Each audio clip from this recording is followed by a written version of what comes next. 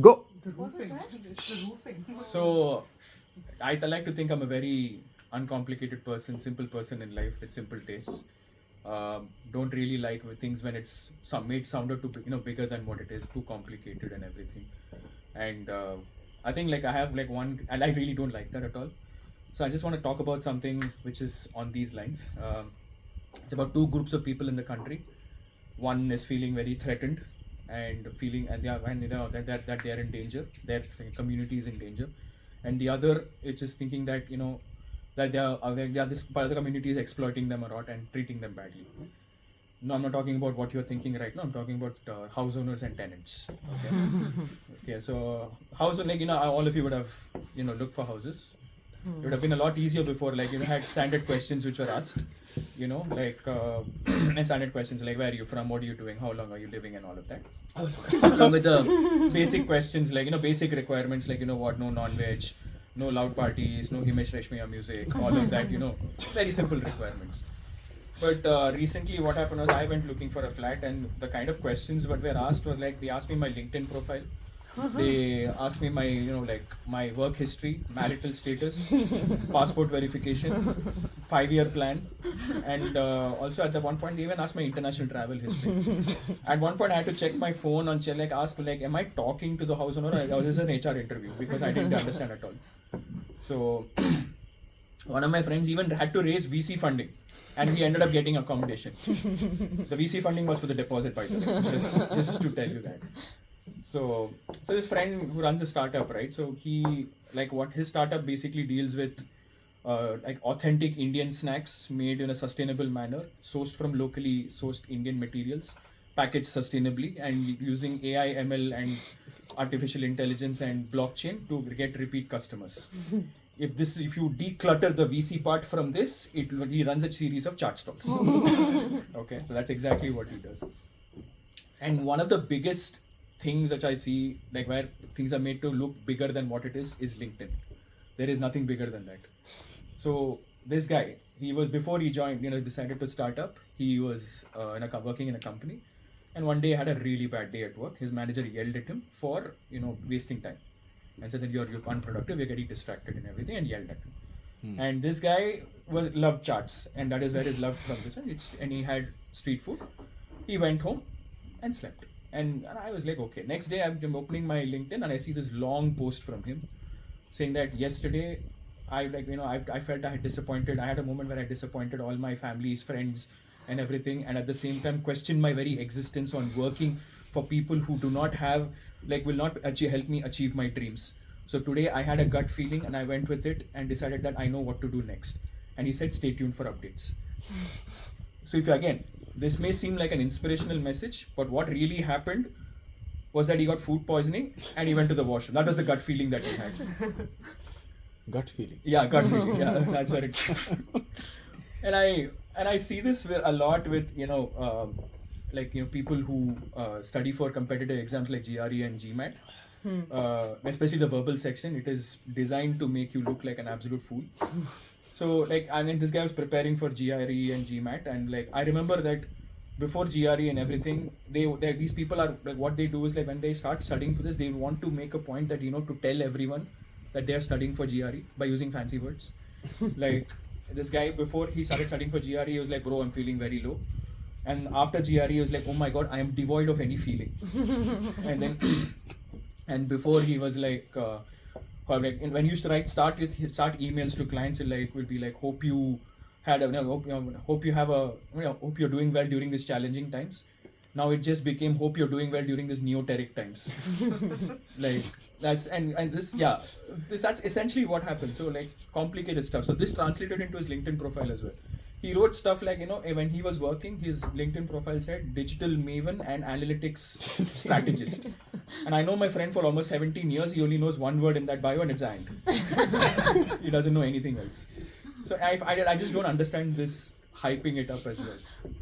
And especially now this guy, before GRE, he used to idolize pre-Anushka Sharma Virat Kohli, which is when, not for his cricketing skills, but for his cussing skills, essentially. Now he performs a puja of Shashi Tharoor every day. And that whole speech, have you heard of Shashi Tharoor where he says exasperating Farrago? Have you heard of that speech? When he Yeah. says- Yeah, so I was very mildly impressed by that. It's like really nice to see Shashi Tharoor preparing for GRE at this age. Like, it's damn nice. And I think one big case of overcomplicating like stuff is in fancy hotel menus. Okay, like it's very simple. Like I went to like a hotel recently with my wife and we sat down for dinner and I was just like, okay, steamed rice dumplings served with a coconut sauce tempered with mustard seeds and spices. For the uneducated eye, it will be seen like a fancy thing. For the educated eye, it will be like idli and chutney. It's very simple. And you can throw in vegan as well to make it trendy, or you can have steamed rice crepes with semolina pudding, which is dosa and sambar. And I was very curious and I asked the waiter, like, why do you write this in such a form? Like, why is it so complicated? And he said, sir, that's the benefit for the overseas guests. Now, I had a very important question in mind. So, let's say you went to Japan. You had sushi. Sushi is the name of the local dish, right? You won't come back to India and say, hey, I had sushi. You won't come back to India saying, like, hey, I had raw fish. Sushi is cooler. Raw fish is just nothing. Now, exactly, why will these guys go all the way to UK or US or wherever it is and they say, hey, you know what, I had steamed rice dumplings? No. They'll say idli and dosa. And I questioned this and they're like, no, sir, they need to know what's going inside them.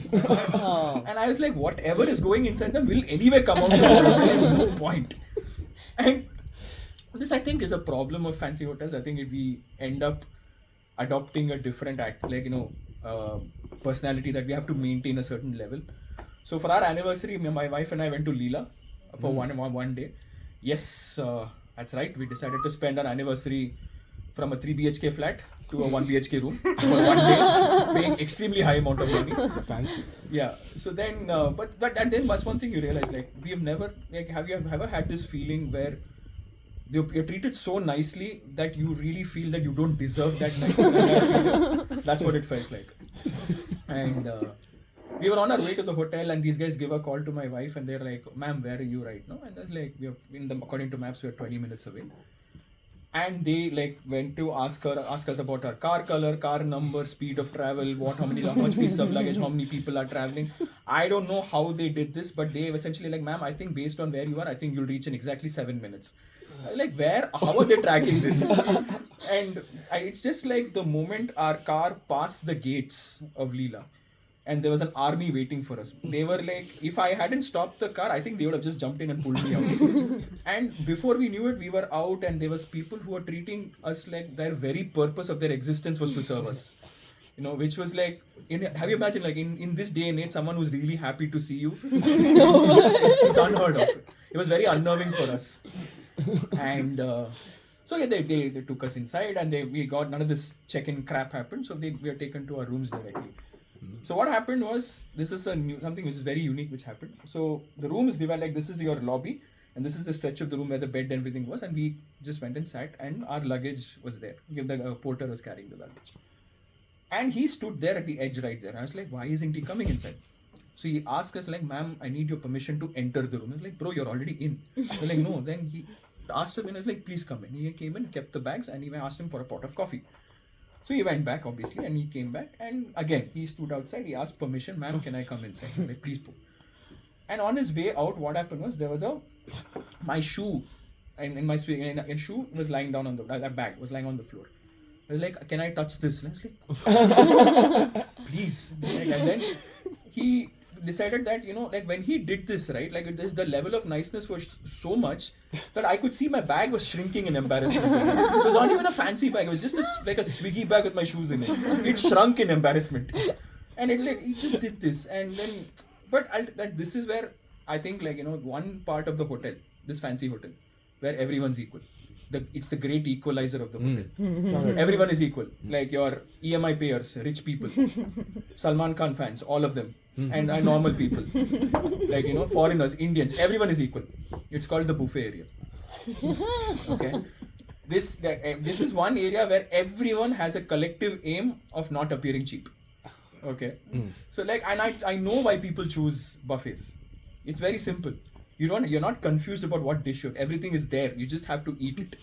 Imagine you going to a la carte, you're sitting there, and our Indian minds will be like, why we order this, we have to finish this. What if you don't like the food? So we safely stick to buffet.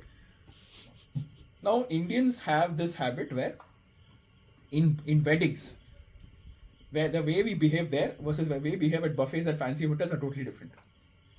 In fancy hotels, we have to appear like as if we are not people who want to eat everything there. So we cannot start with the dessert section. We have to appear little classy and start with salads. There's problem number 2. There are too many salads by which our food we are already full. So we can't get to the main course. So everything has to be cut down by, like, what would be a jumbo family pack biryani has become nuclear family pack biryani. That way. And you can't have, there's only so much sabzi that you can take, that we want to eat everything, but at the same time make sure that we keep it classy, keep it ourselves that way. So that's a problem. And, one second. What did I forget? Yeah. Got it. Cool. So, I'm recently turned 33. Okay. Yeah. Yes. So I've. Everybody says that 18 is the age when you become an adult. It's not. There's a phase in life which is called adulting. So I checked the Oxford Dictionary. It was basically saying that adulting is a period when you transition from doing acid to antacids. Okay. So I felt I was really, and I also realized how conversations around as we moved towards adulthood changed. Earlier it used to be like, oh my god, tequila prices. Now we're like, fuck tomato prices. That is what we are worried about. And then earlier it was like, if a family or someone leaves at 10:30 p.m. leaves at 10:30 p.m. they'll be like mocked, like, oh, what, you're leaving this early, But now if you leave at 9:30 p.m. itself, people in your group will give you a guard of honor and clap you out of the restaurant because that's that amount of people. Earlier the priority was like, oh, we need to always go to North Goa. Like now South Goa is absolutely fine. Like we are okay with South Goa. But that's essentially what happens. Like as we grow older, right, our parents also grow older, and there's also a very popular thing that as parents grow older and we grow older, there's a role reversal that happens somehow. Like we become parents in many ways. So this, I decided that when I discovered that this was the feeling, I made sure that I wanted to capitalize on this. So there are a lot of things my parents have said to me when I was young. So I decided that now was the time to, initiate payback. So my mother was turning 55 and she was working and she was like, Shrini, I'm very bored. I'm very tired. I cannot work. I was like, Ma, 5 more years. Just 5 more years, you'll retire. After that, life is done. And she's like, she struggled. And when she approached 57, I started asking her questions. Like, you're about to turn 60 in 3 years. What are you going to do in life? Like, what do you have planned ahead? And she she hasn't given me an answer. And then I was also running out of excuses at some point of time. And then after they retired, my mother and father both retired, and I started asking them other questions. They're like, see, right now, look at Shukla auntie and her husband. They went to Europe for like one month right now. You go to Shivsagar every day for coffee and what are you guys doing? Do something like them, And that's the other thing is also like whenever, when they rarely do go out. But when they do go out, I decided that everything I've experienced, I decided to translate to them. And they were like, one day they were like, oh, hey, I'm going out with my friends right now. So, just telling you. I'm like, cool. Who are these friends? How many girls are coming? How many women? How many boys are coming? Where are you guys going? Are you going to be drinking? Make sure that you're back here by 10:30. When you're leaving from here, send live location. When you reach there, give me a call. And after, when you're leaving, you send me live location. And when you're like, I made sure all of this. So all this happened. And that day, they decided that the party ended at 8:30 that day. But these guys realized that, my parents realized that they had 2 hours more to kill. They had another hour more to kill. So they decided to go to an ice cream shop to get some free time from me. They spent a good amount of time, they had a good time, and then they realized that it was already 10:30. Oh, no. And they called me, and I was like, 10:31, I called my mom. I was like, where are you? How come you haven't reached home? And my mom decided, like, you know what, hey, there's actually a lot of traffic, we're not able to get cabs to go home. But then I asked, like, countered them with a question saying that I spoke to Shukla auntie at just about 1 hour back and they've reached home and they're having what are you guys doing? And then, like, and I decided to tell them that you guys are not worried about safety. You know what type of criminals are roaming the streets these days. Like, old people have no regard for safety and anything, and respect for anything. What is this? Basically, that's essentially how, how we ensured that roles have been reversed these days. And finally, like, this one thing which really helped me out was that my dad, he was, I got him a smartphone, and he was very excited about WhatsApp.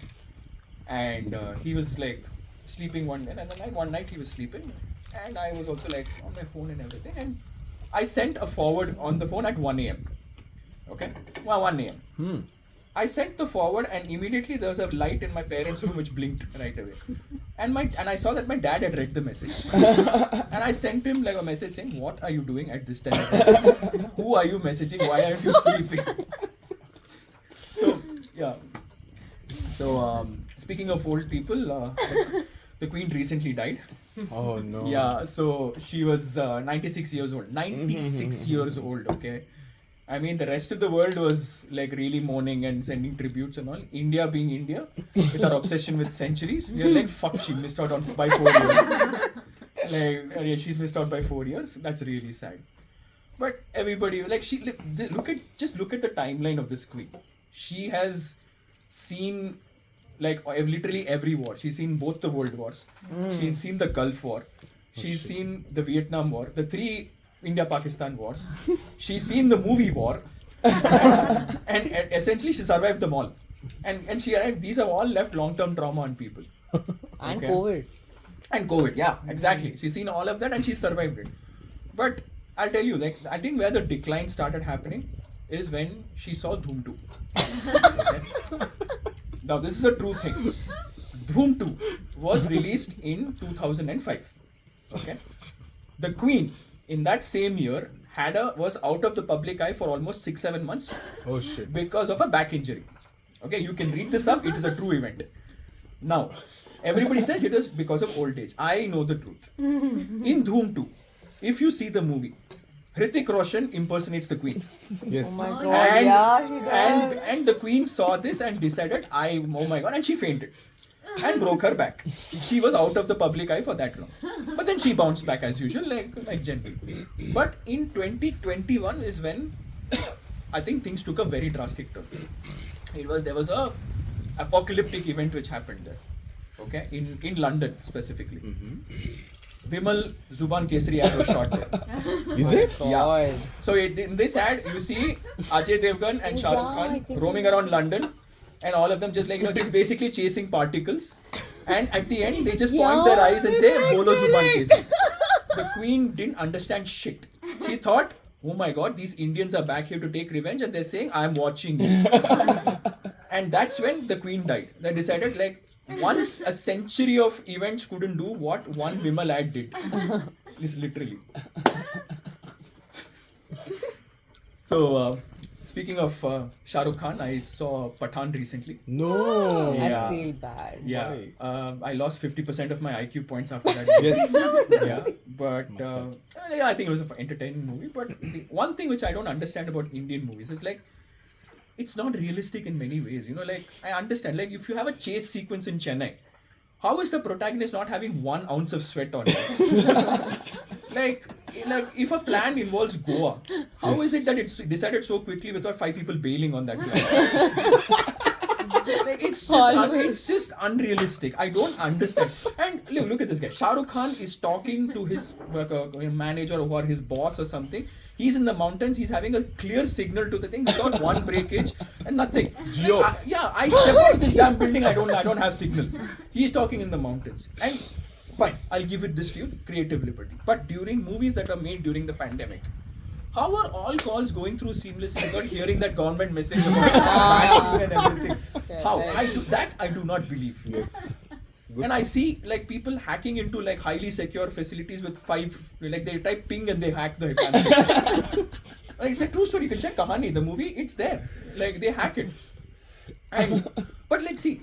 I think what will add an element of realism to this whole thing. Like, I mean, like, just think about it for a second.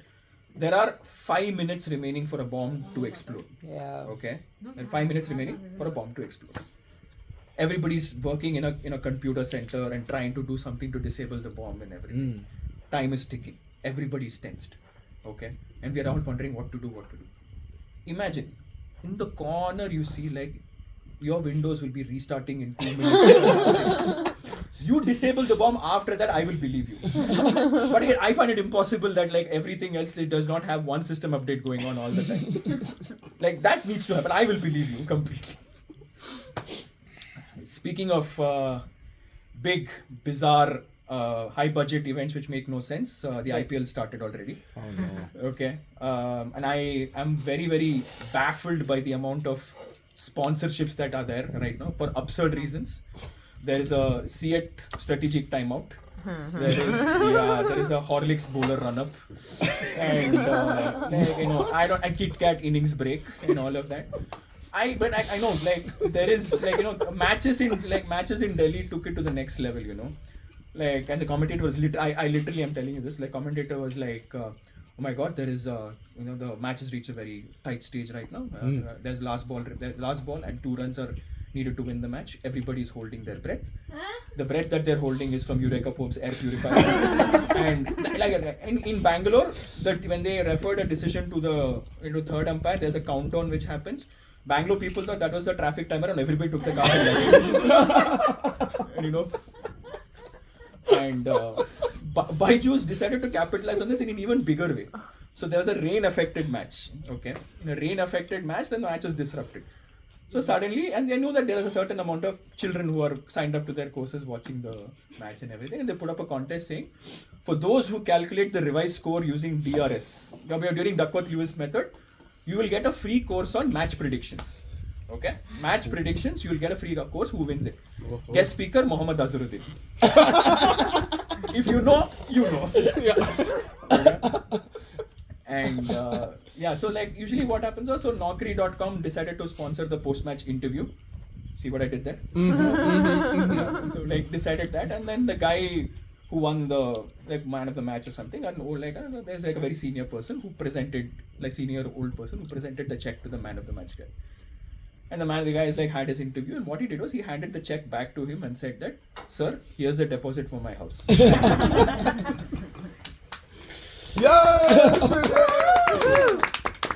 Very nice, very nice. Dude, that's brilliant.